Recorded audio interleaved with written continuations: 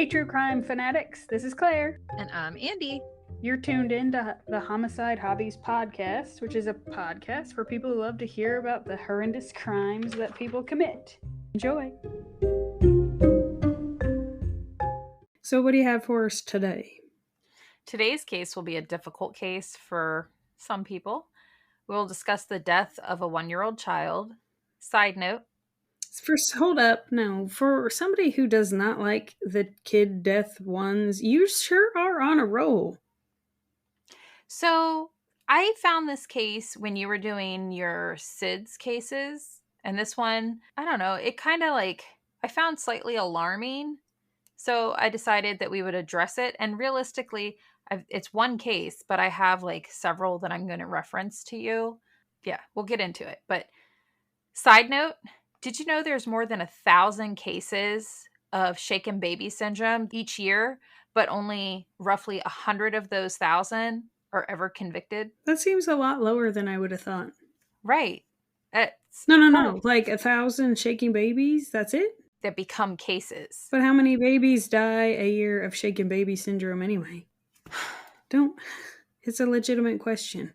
I need to understand both sides of this. 1,000 that go to actual court versus how many babies die from being shook. Because really, how many babies are born a year to begin with?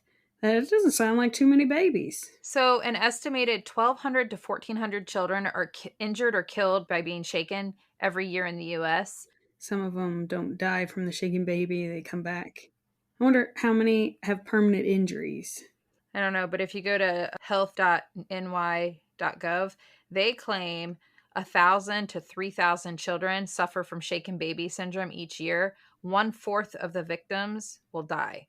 80% of the survivors suffer permanent damage. So there's some numbers for you. I found that really horrifying, but our win for this case is 2008. So it's still, out of all the babies, that's 1,000 to 1,200. That's not that many babies. I feel like way more. There's 10,000 that die from being smothered. So 1,000 to 3,000 babies are estimated to be shaken. That's a lot of babies to shake. Not out of all the pool of all the babies is what we're talking just in the U.S. I know. So while you're Googling, how many babies are born each year? 3.6 million. Which is where I stand by. 10,000 babies or 1,000 babies is not a lot. It's wildly lower than I thought. Millions of babies are born in the United States. Yes, just in the U.S. Yeah, that's a very teeny tiny number that are being shaken. I would have thought 1 million babies were shaken. Well, way to make it seem less severe, you sick son of a bitch. I think that's 3,000. Wait. No, don't get me wrong. I think one baby dying of being shaken or smothered a year is one baby too many because that's people being jackasses. However, I just would think that in 3 million babies being squirted out every year, ew, that if we're not even talking about infants, we're talking somebody under 2, that's even more of a high number. So 1,000? That's drastically lower than I was thinking. All right. Way to go, everybody. Ew. Way to not shake them. Anyway, our win is August 2008. Our where is Palm Harbor, Florida. You like Florida. Maria Harris was a 1-year-old little girl who loved to laugh and eat chocolate cake. She loved her mommy, Esther Harris, and her grandmother, Patricia Harris. One day, little Maria was dropped off for her first day of daycare by her grandmother, Patricia. She was left in the care of a 35-year-old woman named Stephanie Spurgeon. Stephanie was a married mother of 2, and she ran a daycare out of her home for the last 15 years. On the morning that Maria was dropped off, it was August 21st, 2008. According to Stephanie, there was nothing out of the ordinary about the day other than the fact that Maria seemed to not feel well towards the end of the day. Later that evening, Patricia, Maria's grandmother, arrived to pick her up and bring her home. Maria was asleep in her car seat, and Patricia simply carried the tired little one out to the vehicle to start their trek home. On the journey home, Maria stayed asleep like babies often do on car rides. By the time Patricia and Maria arrived back to their home, Patricia saw that Maria had vomited but still appeared to be asleep. Huh. Yeah. Patricia soon realized that her innocent little granddaughter was unresponsive, and 911 was immediately called. So when she got her out of the car, she noticed she barfed and called 911? Yeah, and I guess when she tried to get her out of her car seat to clean her up, she just didn't respond. She just stayed unconscious. That's so scary. So scary. Though, how do you not smell that? Baby vomit doesn't stink. Like, it's not like something putrid, like grown up. You smell different vomits. I done raised 6 kids, and I can tell you that You've gone nose blind. that's entirely possible, but it depends on how much it was. I think it was more like a spit up versus full blown. Yeah, regurgitated rather than barfed. Right. But I think she just looked a little bit messy, and she went to clean her up. So, yeah, and she was a limp noodle. Right. For little baby Maria, her doctors found her to have subdural hematoma, or a brain bleed, and she also had her brain was also swollen. The 1-year-old also started having seizures and bilateral retinal hemorrhages, bleeding behind her eyes. Maria was put on life support, and after struggling to survive for about a week, Maria lost her fight. On August 28th, 2008, Maria died when her family made the difficult decision to remove her from life support and donate her organs before they did an autopsy, which I didn't know they could do that. I mean, I guess it makes sense because the organs have to be viable, but I would think that under suspicious circumstances that they would have to, like, I didn't know that the organs could be considered viable, because how do they know she wasn't poisoned or anything like that? Yeah, I would think, like, a kid just suddenly dying, it would be suspicious. Like, I know when my son passed away, we knew what caused that. So his organs were viable because they knew what medications were in his system and things like that. But you would think that in this case, that not knowing what led to, does that make Yeah. sense? Like, to me, you would think her organs could be questionable. According to the doctors at the hospital, Maria's injuries were due to abuse. The babysitter, Stephanie, was arrested for first-degree murder a few months after Maria passed away. So this is where things get a little bit complicated, okay? So you know how when they're going to trial, that you first present, the prosecutors present their case to a grand jury, and the grand jury makes a decision on Whether to proceed, right. Right, and they only hear the prosecutor side. They don't hear anything from the defense. The Right. defense is just made aware of what the prosecutors are going to claim. Right. To see if there's enough evidence to proceed with a full-blown trial. Right. Mm-hmm. So during Stephanie's grand jury trial, the state put forward its case to see if they had enough probable cause to move forward. And during this proceeding, prosecutors said that they believed Maria's injuries were a result of being aggressively shaken baby syndrome. Mm-hmm. And that's when I jumped feet first into the rabbit hole of shaken baby syndrome, and I chased that pocket-wielding bunny for hours because... Hold up. No. What the fuck is a pocket-wielding bunny? You know, from Alice in Wonderland, What? where he's running around, she's chasing after him, and it drags on forever. Why does he need pockets for you to chase the bunny? It was pocket watch, because he keeps checking it, and he's like, I'm late. Anyway, so did you know there's a shaken baby syndrome triad? I did not. I didn't either. Do they pee in the baby's bed? So... Sorry. That's strictly for you, Claire. Oh, fuck you. No, thank you. I do not pee in children's beds. I don't pee in my own bed, just to clear that up. Not anymore. No, I've never peed in anyone else's bed. I do. I pee where you're supposed to, in the toilet. Occasionally outdoors if there's not a bathroom at the ready. Oh, all right. Now that we are... wildly off track? Yes. Go on. You started it. The triad. That theory was developed in the early 70s, which I feel like in the 70s, it was a bad time for everybody. The 3 things the doctors were said to look for possible shaken baby cases were swelling of the brain, bleeding on the surface of the brain, and bleeding behind the eyes. As we already established, Maria had the trifecta. Like, she's got all 3 of those. So the state moved forward with its case against Stephanie. During her trial, at this point, it's 2012, the defense focused on the shaken baby syndrome theory only. Hey, I got a question. What's the time frame? Isn't it like 12 to 18 hours or whatever? For what? From the time they were shaken? I know it's not instant. It can be days. So how did they come into it had to have been the babysitter? That's literally what I'm about to address. So her defense attorney only focused on the shaken baby theory because of what was presented by the prosecution during the grand jury trial, right? Mm-hmm. They pointed out that Maria had no obvious signs of trauma. There was no bruising on this child. There were no neck injuries. She had no other injuries other than, I know it sounds bad, but other than the bleeding of the brain on the brain, bleeding behind her eyes, and the swelling of her brain, she had no other visible injuries. It sounds bad because it is bad. It is, but that's all she had. There were no other signs of abuse. And Stephanie's attorney argued that Maria could have died due to illness or from shaken baby syndrome caused prior to being put in the care of Stephanie.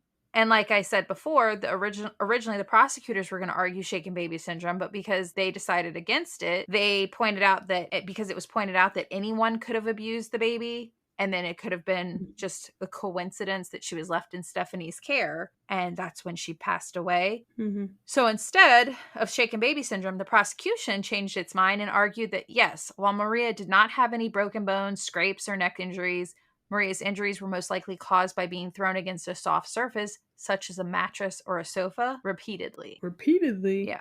She's thrown into her bed. That's what the prosecution argued. The state also called in a pediatric abuse specialist, Dr. Sally Smith. Dr. Smith testified that the repetitive soft impact trauma caused the cerebral edema, brain swelling, and subdural hematoma, the brain bleed, ultimately resulting in the baby's death. She concluded that Maria's symptoms, quote, cannot be explained by an alternative mechanism other than abusive head trauma.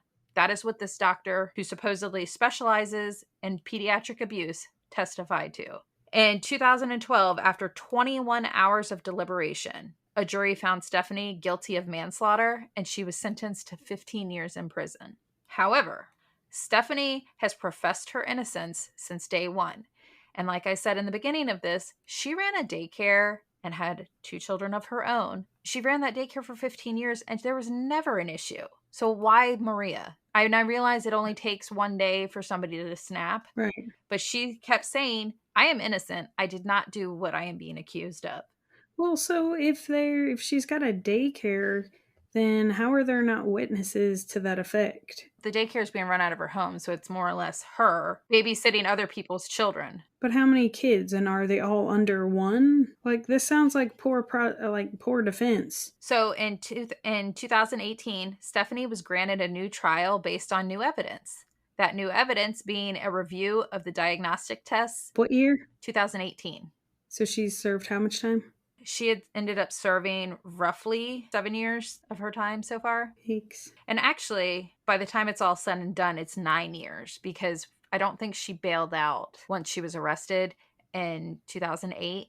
And while she was awaiting her trial till 2012, I don't think she could post her bond. Yeah. But the new evidence that got her a new trial was reviewing the diagnostic tests conducted on Maria at the time she was brought into the hospital. Upon review, somehow the doctors missed that the young girl was experiencing symptoms of an untreated diabetic crisis. Maria's blood glucose was more than 4 times the normal amount for a child her age and her size. She also had developed a blood clot in the vein at the crown of her head, and a pathologist testified during Stephanie's appeal trial in 2018 that the blood clot had formed in Maria's vein roughly 10 days prior to her being brought over to Stephanie's home for daycare. Well, wouldn't she have been acting funny prior? The blood clot maybe could have been giving the little girl a headache. But she's 1 and can't really say she's got a headache. She could have just been a little fussy, which just comes with teething and other things that 1-year-olds can complain about and be fussy about.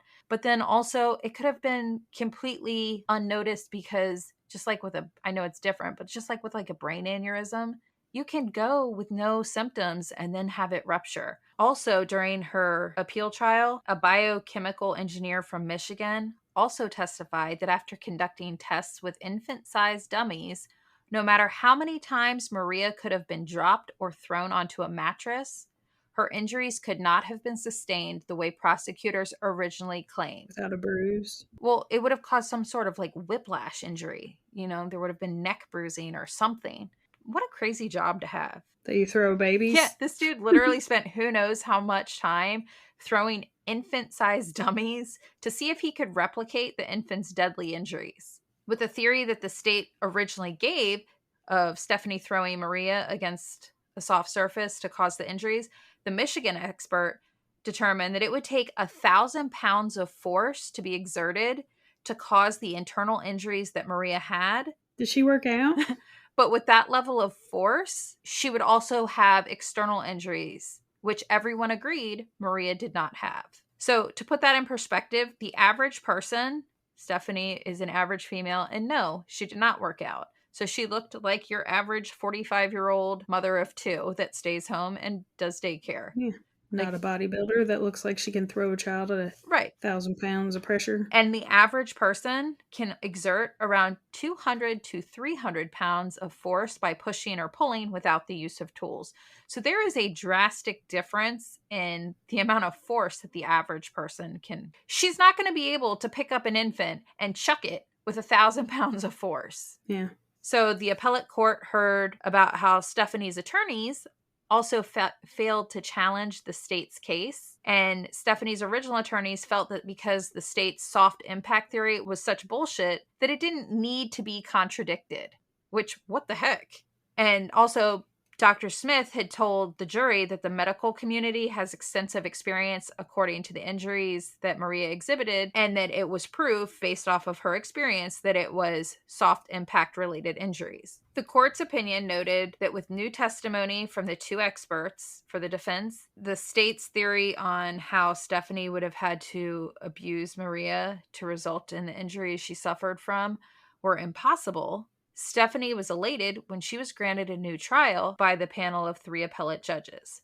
Her family paid her bond and she was released from prison with an ankle monitor and the knowledge of another trial looming over her head. During her time out while awaiting her retrial, Stephanie had to let the reality set in that while yes, an appellate court granted her a new trial based off of ineffective counsel, with this new trial came a new sentencing as well. Like, how scary would it be if you were truly innocent of the charges, but you were found guilty once already? Yeah.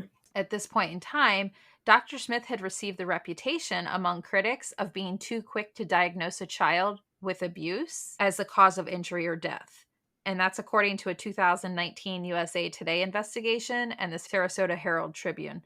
The Tampa Bay Times reached out to Dr. Smith. She stated that she stood by her testimony, as did the prosecutors. The state stated they remained confident in Dr. Smith's expert opinion and wholeheartedly believed in Stephanie's guilt, and they planned to pursue the murder charges once again. So after mulling it over with her family and her attorneys, a month before a new trial was to begin, Stephanie agreed to take a plea deal rather than risk more jail time. What would you do? I would retry my case. When I read that she took a plea deal, I had the same reaction you just You had. can't undo that. Right. But she's so scared. And she's going to go with the recommendation of her attorney, but I would do the whole, any jail time at all, in my mind, would be too much for something I didn't do. And I've already been sitting here, so the way I would see it is I can do this all day long. Yeah. Well, I suppose until money runs out.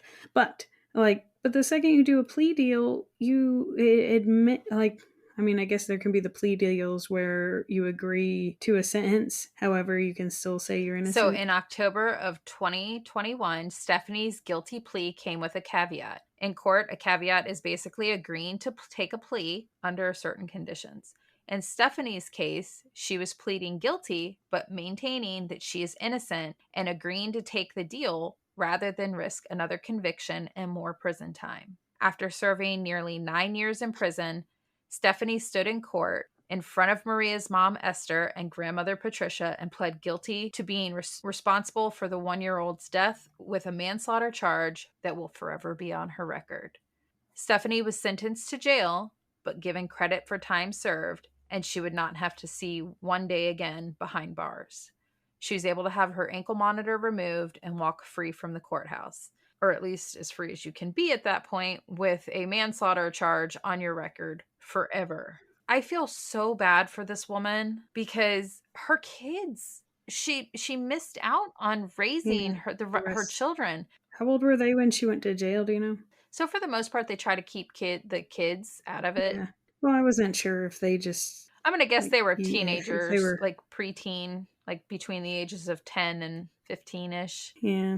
Not that it makes it less hard because you miss a lot. One day after being released from her ankle monitor, Stephanie became a grandmother. So you want to talk about missing out on your kids growing up. She missed out on a lot. That and let's just put it in perspective. If our mother just got out of jail when you had one of your children, you really wouldn't be like, you want to hold her? Unless you truly believe that your mom was innocent, in which case that's completely different. Yeah. Right. If let's just say that Stephanie was one of those calm, level-headed people that never raises her voice, which okay, and her kids knew that it was beyond a reasonable doubt that there's no way that their mother hurt this baby. I could see them standing by. That's where I don't understand how she was convicted, because you would think you would parade people in that, like, she's never hit her kids. She doesn't have a history of any sort of, you know, Abuse. yeah, well, abuse, anything. She's a law abiding citizen. She's been doing this for 15 years. That, like, there are other people in this kid's life, especially if it can be days to develop symptoms and get to the point where she is. She was not the only person in this kid's life. That's where I think Dr. Smith's testimony really hurt her. Yeah. Well, I don't know, because the you can still, there's ways to punch holes into that, because they can't say what time it happened. Yeah. I mean, that's why she was granted a new trial. And I was torn because part of me, I feel like she should have fought. But after spending roughly 9 years behind bars for something she says she didn't do, And the cost of a trial. I would be terrified of the system.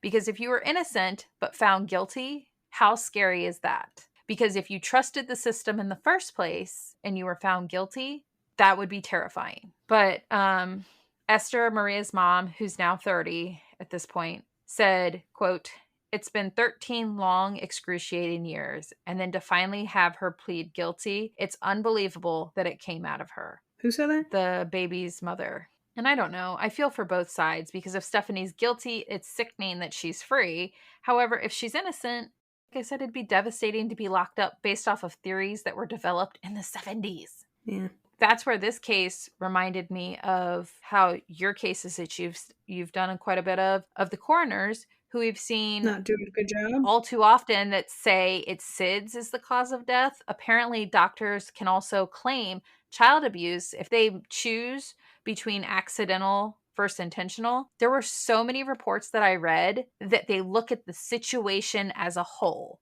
meaning, does it look like the parents accidentally hurt their child and it was just an unfortunate accident and dropped the baby, or did the baby get choked? So they look at you as the parent and decide how you're dressed, what your behavior is, and that is what affects their report, which I find absolutely terrifying, because if this doctor feels that you're dressed a certain way, they can stereotype you, which I think is awful. It seems like a crazy game of guess who? Guess who done it? Could you imagine if you're grieving and you have the police and social services accusing you of being a baby abuser and you really didn't do anything?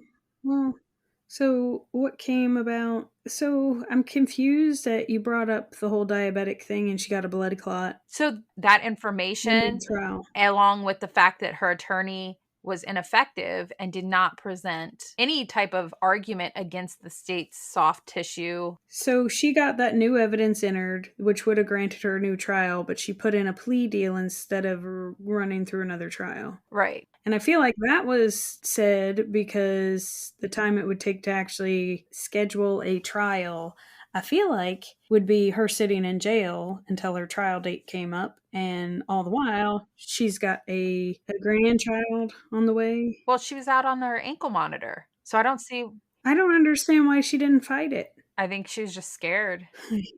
That led to, this is part of my rabbit hole, by the way, the number of innocent people going to prison for shaken baby syndrome is a big thing. You can Google it. In 2000, Drayton Witt and his, at the time, girlfriend, Maria, had a 4-month-old baby boy named Stephen who died suddenly. And I say suddenly with an eye roll because poor little Stephen was suffering from many medical issues. He suffered from seizures and other issues that he had due to a complicated delivery. And I found it shocking when I read over that case because the father, Drayton, was arrested for shaking his sickly son to death. He was found guilty of second-degree murder and put in prison. He was in prison for 12 years before the original coroner made a statement during Drayton's appeal case that made my jaw drop. The coroner stated, quote, "There is no longer a consensus in the medical community that the findings I reported are reliable proof of shaken baby syndrome. I believe now that Stephen's death is likely a result of a natural disease process." I was like, what? That was from the original coroner that was like, yeah, it was shaken baby syndrome. Same coroner in the same case? Remember? I'm just telling you about a different case. Stephanie's case is done. She's out. She's got the manslaughter conviction. For life. I wish she would have fought it. But this guy, Yeah. he went to prison for 12 years just for the coroner to be like, yeah, that's not reliable information anymore. And then he was released in 2012, and his then girlfriend, she stood by him for the 12 years, and they're now married and have a healthy daughter. But then in 2009, another family in Jacksonville, Florida, a 41-year-old mother of two who ran a daycare. Her name was Sina Lim. She was sentenced to life in prison plus 30 years for the 2006 death of a 2-year-old in her care, Amara U. In 2016, so roughly 7 years into her life sentence, Sina was granted a new trial due to ineffective counsel. Ineffective counsel is like a big thing with these people getting sentenced to prison because their attorneys don't actually do a great job of fighting for them. Since this lady had gone to prison, her attorney has been found to be ineffective on 4 other cases. So her attorney that she had just was a shit attorney. And the coroner who did the autopsy on the 2-year-old Amara was also later questioned in regards to her competency, because there were reports made prior to her doing the little girl's autopsy that showed that she was showing early signs of Alzheimer's. The little girl? No, the coroner. Oh. I was going to say. No, the coroner who did the autopsy, there had been several reports made against her saying that she's not with it. Like, she should not be practicing. And a year after she testified and did the autopsy on the 2-year-old Amara, she retired. The sweet little 2-year-old, just like I mentioned in the other case with Maria, Amara had undiagnosed diabetes and suffered a major brain bleed due to her extremely high blood sugar. Undiagnosed diabetes is a big thing for the little kids. Well, and being misdiagnosed as shaken baby syndrome. From 2008 to 2021, roughly 3% of 1,431 convictions for shaken baby syndrome, 49 of those cases were overturned. And I know that doesn't seem like a lot, but for those 49 people, that is a lot. Yeah. And more recent research shows disease, genetic conditions, and accidents such as short falls can result in what appears to be shaken baby syndrome. So the high blood sugar in babies and young toddlers, it causes the vessels to rupture and bleeding in the brain. And anybody that's ever seen a baby's skull knows that, they're not fully attached yet. So the skin's real thin. And if you look at the top of a baby's head where their soft spot is, you can see their pulse. So if they have any sort of rupturing, it bruises immediately and it just looks really, really bad. A lot of these doctors are saying, yeah, no, that's from this baby being hit and abused. Without a great coroner, a great attorney, and excellent doctors running all the correct tests, you have a high probability of finding yourself in prison. And I find that terrifying. Not that I have any infants in my life. I was going to say, so how many children are you worried that you're going to smush? I'm not going to smush anybody's children. What about your own? I mean, I think I'm more likely to be able to get away with that. One of your coroners that do the SIDS, because all mine are over the baby age. I can smother mine with my bulk and get it passed off as SIDS, even though they're all teenagers now. Well, except my littlest, he's 7. I was gonna say, you done forgot one. But according to your coroners that you find, it's always SIDS. Up to and including adulthood. That case will never cease to amaze me. Now, let me clarify something for all the squeaky wheels out there. I am in no way, shape, or form saying that pieces of garbage do not exist. I realize babies have been permanently disabled or killed due to abuse. I just found it terrifying how if everything lines up just right, you can appear to be a baby abuser also. You're not, yeah. Yeah. Or like in some of our other cases we've done, you can look like a sane person, but you're secretly out smothering and abusing children, and no one gives a shit. they chalk it up to SIDS. So really, it just comes down to whatever the coroner decides. So if you ever find yourself in the situation, say a prayer that you aren't stuck with a coroner who has sex with the bodies that are brought in, not the babies, but in general, a pervy coroner. Oh, what the fuck? Or apparently an Alzheimer's patient as your coroner. Man, I really wish, though, that Stephanie would have fought those charges. I wish she would have fought them, because I feel like the high blood sugar and the current medical technology and information that is available by the time right. I wish she would have fought that. I think it was too tempting and I don't blame her, but I think it was too tempting you could get out now if you confess. Yeah. And I think the attorney didn't want to put forth the effort. I could be wrong. Well, it comes down to you can get out now if you don't fight this one, because nobody wants to go through it again. Prosecution also has to spend time and money on it. Yeah. So they're going to be motivated to, but just so you know, you fight it, they're going to be gunning for you. Right. And the fact that they flat out said a month before the trial, they were going after her. That's got to be terrifying. Yeah, because again, it's going to cost money to retry it. But however, I would not, I have mixed feelings, because when you take into account that the idea of if you say you did it, plead guilty, you can go home. Yeah. And again, she's got a grandchild that's about to be born any second at that point. Mm-hmm. She was in a tough spot. I don't know what I would have done in her shoes. I'd like to say that I'd fight it. Yeah. But 9 years in prison and you're risking more jail time. It's a pretty sweet offer to be told, look, you've already done this amount of time. Sign here and you can go home. Yeah. No more trial. Nobody has to do anything else. Just sign on this dotted line. Because there's also the cost. And you know that her family was probably on the side of, you've already been away for this long. Do we really want to go through all this again? Just sign it, move on. And realistically... and come home. Yeah, that we know you didn't do it. Just come home. But her life, I realized... is fucked. Yeah. I get that her being out of prison, she's got her freedom now. However... when all the newness settles and it's time to pick up the day-to-day, she can't do childcare anymore, nor would I want to. And where is she going to work? She's got a manslaughter charge on her record. And any job application she fills out where they ask you to explain, a child died while in my care and I pled guilty. That sounds real bad. Maybe it's a case of her children are like, they understand it. So they're going to do the whole, Mom, just come home. You can live with me.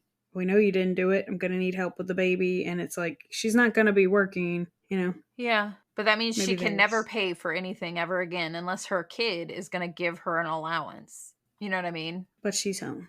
Right. I get it. That's why I said I get it. It just, I wish she would have fought it, because I feel like that new evidence really would have helped her out. Yeah. Because all it would have taken was reasonable doubt. Between the Dr. Smith getting the reputation among her colleagues of, yeah, she's quick to say it's child abuse when it's actually not, that definitely knocks the prosecution down quite a bit. And then having multiple professionals say, yeah, so there's no way to inflict those kind of injuries without having external injuries. However, the blood sugar being high, which there is medical proof of, yeah, that proves right there that her internal injuries could have been medical and had nothing to do with abuse. I think that would have led to enough reasonable doubt to have a either hung jury or not guilty verdict. I guess you never know unless you're put in that situation, which I never hoped to be in. Hope you're not either.